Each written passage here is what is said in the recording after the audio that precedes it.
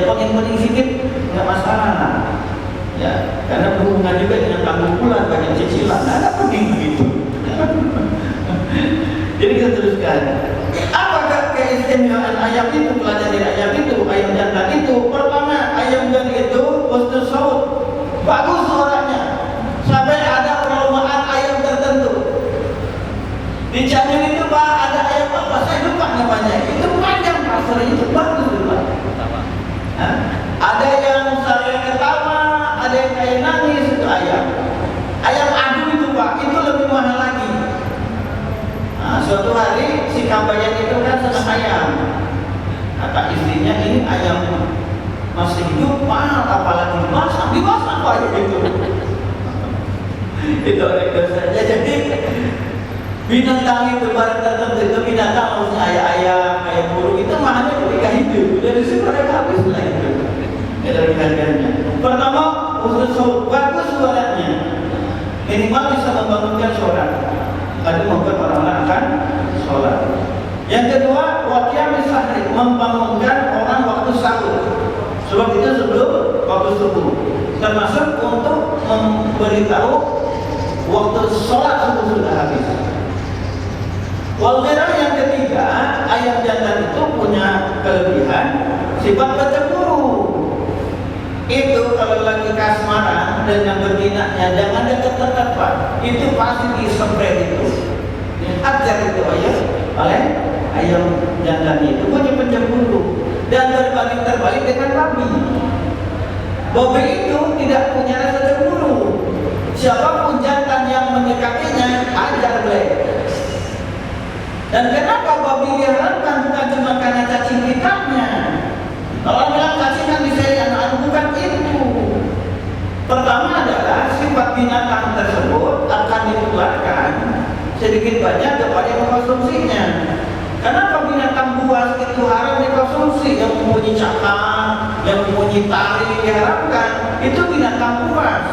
Awalnya karakteristik sifat binatang buas itu akan mengular kepada yang mengkonsumsinya. Itu yang pertama. Yang kedua, sampai Rasul memakruhkan menggunakan kulit binatang buas, baik beruang, baik singa atau harimau gitu, itu digunakan untuk pakaian atau pernak-pernik yang digunakan di rumah seperti pakai sajadah, pakai alketik, pakai tas, pakai baju, itu punya maksud dari binatang buas tersebut. Yang dilarang itu kulit binatang itu dari anjing, babi atau yang dipernahkan anjing dan babi. Sisanya boleh disamak, dibersihkan dulu dari kulit dagingnya supaya nggak berbau. Itu puasanya khusus Pak, itu boleh digunakan. Jadi jaga yang kata Allah Subhanahu Wa Taala. Kita teruskan. Jadi al-ghirah itu pencemburu ayam jantan. Jadi babi kalau makhluk normal, air kencing dikeluarkan itu, limbah air kencing itu 90% dikeluarkan Pak. Limbah dalam tubuh itu yang berbentuk cairan itu 90% dikeluarkan oleh tubuh, 10% tersisa dalam tubuh. Tetapi babi kebalikannya, tak lebih dari 20% air kencing itu yang dikeluarkan, sisanya tertanam dalam babi. Makanya babi itu gemuk-gemuk. Saya belum pernah nengok babi yang langsing. Bapak pernah nengok babi langsing Pak? Mungkin yang karena banyak kan kalau dalam pengobatan Cina itu tradisional itu kenapa sakit? Sebab metabolismenya, pembuangan racunnya nggak lancar, tersumbat. Kedua, pembagian makan itu nggak lancar, masalah. Sehingga ada asam urat, dan buruk encok, itu ada kolesterol, hipertensi, diabetes. Nah, apa mungkin kalau babi bisa ngomong, saya encok, saya asam urat, saya setor, mungkin nggak ngomong begitu. Sebab kotoran nggak dibuang semua, diserap oleh daging, dan daging dikonsumsi oleh manusia. Itu kedokteran Pak ya. Jadi itulah karenanya mengkonsumsi babi, termasuk mengkonsumsi anjing. Ya kalau yang senang mah 1001 dalil gunakan supaya memperbolehkan. Islam adalah agama fitrah. Jadi kita teruskan Pak. Jadi itulah di antara rahasia yang diharamkan dari ghibah. Itu rahasia di antaranya Pak, rahmat banyak sekali. Wasakha di antara kelebihan ayam jantan itu wasakho dan lawan sikap berbagi. Kalau sudah makan ada yang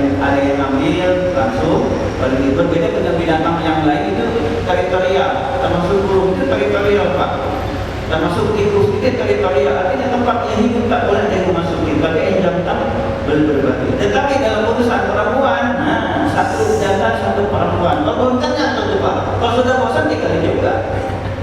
Yang kelebihan yang terakhir, ayam jantan itu apa? Wakas satu cuma senang berseteru, senang itu. Makanya di antara karakteristik laki-laki itu senang berseteru dengan yang halal. Itu nak maksudnya manusiawi Pak. Rizalnya laki-laki itu senang berseteru, itu kebutuhannya. Makanya sebesarnya ya masyarakat sama wahai para pemuda, sampai nikah itu menurut Imam Ghazali dan imam yang lain tergantung kondisi orangnya bisa menjadi hukum. Nikah itu bisa diwajib bagi orang yang tidak bisa menahan syahwatnya. Ada kemampuan pernikah, jadi nikah itu wajib. Sebab kalau dibiarkan ayam bisa habis Pak. Ada kasus Pak, ayam tetangga habis oleh dia. Itu kenapa? Divonis. Ada yang lagi garap kambing.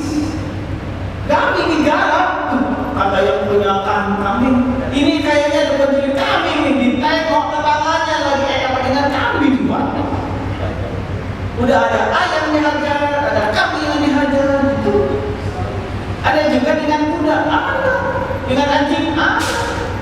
Itu penyimpangan itu yang Rizal itu sudah tidak ada lagi dan harus diperbaiki dengan konsultasi dengan ahlinya. Termasuk penyimpangan seks kaum LGBT, lesbi, gay, biseksual, transgender, Coldplay itu, musik Coldplay itu adalah pendukung LGBT.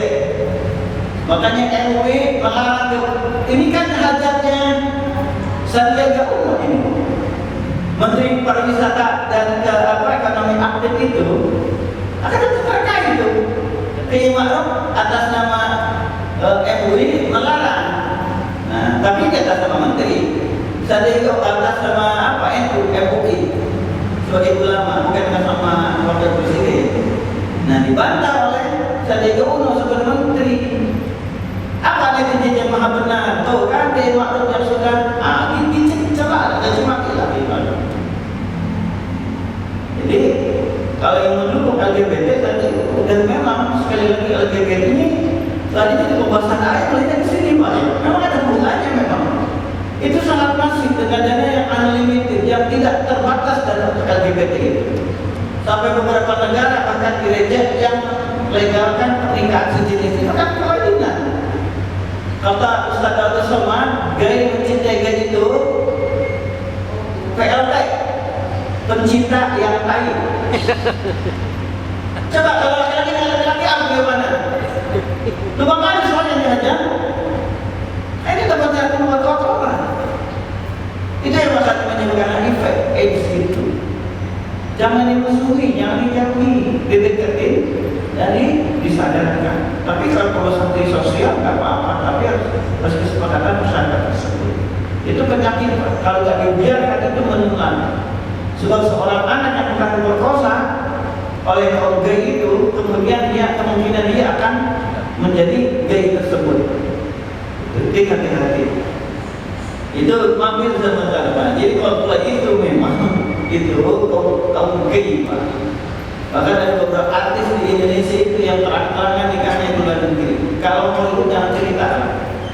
Itu.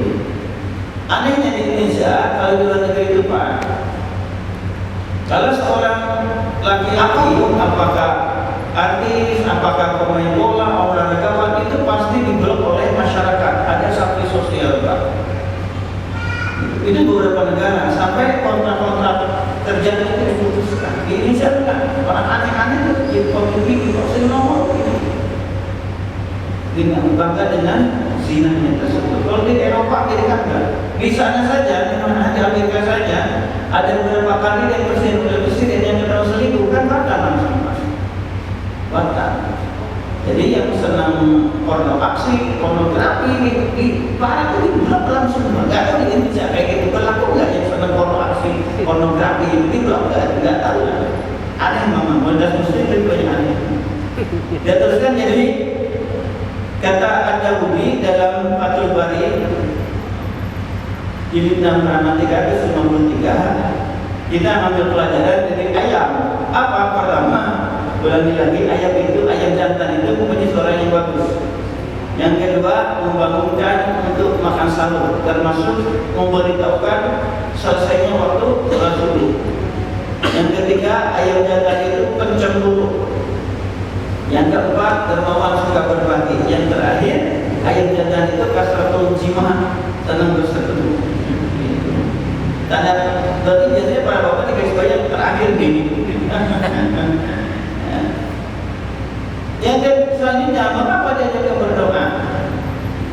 Kalau dia berkata iya, masih dalam Fathul Bari, karena sarufihi dianjurkan yang berdoa ketika yang berkokok itu diharapkan ucapannya amin dari malaikat itu untuk doa kita yang kita lantunkan. Dan memang ketika kita berdoa waktu itu kan itu waktu sebelum subuh, waktu sahur, maka nanti jabat itu waktu dikabulkannya doa.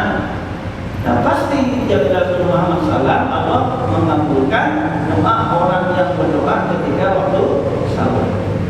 Yang selanjutnya, lata sebuti janganlah kamu mencela ayam jantan fa'inu yaitu sholat, sebab ayam jantan itu membangunkan untuk sholat. Bukan artinya hayya sholat yang bukan. Maksudnya para ulama menjelaskan seperti Ibnu Hajar mengutip dari keterangan ahli ini adalah ayam itu memberikan petunjuk akan gitu. Terbit fajar akan masuknya waktu subuh dan sudah waktu subuh itu selesai. Itu tentang ayam Pak. Tentang ayam. Intinya adalah kita harus berbeda memiliki profil pelajaran dari segala sesuatu yang akan memberikan kepada kita kebaikan. Ketika ada hal yang kita inginkan, fas'alullah bil khair, mohon kepada Allah akan kebaikannya. Dan ketika kita takut kepada sesuatu, maka mohonlah kepada Allah untuk menjaga kita dari segala sesuatu. Inilah yang dimaksud dengan sabda Rasulullah Muhammad SAW dengan membacakan firman Allah, ya ayyuhalladzina amanu billahi dzikran katsira, wahai yang beriman, perbanyaklah kamu zikir kepada Allah, sebanyak-banyaknya zikir, bukan wasilah pagi dan sore. Lalakum turhamun, lalakum tuflihun. Berbagai redaksi ayat menyatakan banyak zikir itu supaya kamu tidak beruntung, supaya kamu benar-benar dirahmati Allah Subhanahu wa taala. Para ulama menjelaskan, azikru alamatul mu'min, zikir itu tanda beriman. Sebab Allah menjelaskan orang munafik itu la yazkuruna qalilan, tidak berzikir hanya sedikit, itu bentuk paksa. Yang kedua, banyak zikir itu barakatun min nifaq, akan dibersihkan Allah dari penyakit nifaq. Maka perbanyaknya zikir minimal adalah memperbanyak sholawat kepada Rasul Muhammad SAW. Berapa banyak baca sholawat? Minimal 500 kali sehari semalam, 100 salat. Minimal sholat Jibril sallallahu alaihi wasallam. Atau sholawat ilmiah yang kita baca ketika sholat. Allahumma shalli ala sayyidina Muhammad wa ala sayyidina Muhammad kama shallaita ala Ibrahim wa ala sayyidina Ibrahim. Wa barik ala sayyidina Muhammad wa ala sayyidina Muhammad wa barik ala sayyidina Muhammad wa ala sayyidina Ibrahim fil alamin innaka Hamidum. Itu jadi keutamaan zikir itu banyak sampai ketika Rasul ditanya amalan apa yang paling bagus ya Rasulullah, Rasul menjawab at-tamuka wa lisanuka ratban an zikrillah.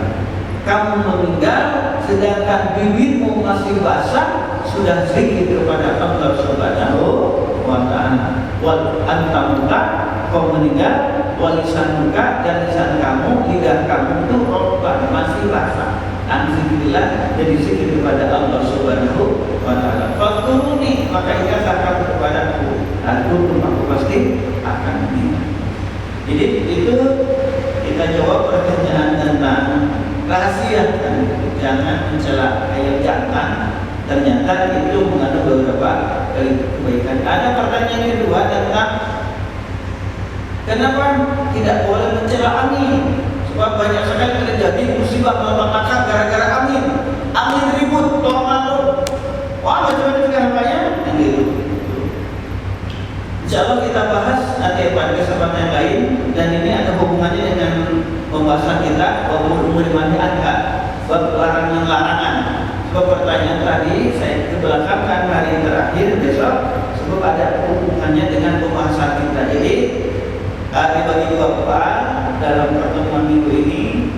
Hari pertama kedua membahas segala hal yang terjadi di alam kita. Yang kedua, meneruskan kajian kita di Sorgin supaya kita bisa menyampaikan manfaat dari kajian tersebut.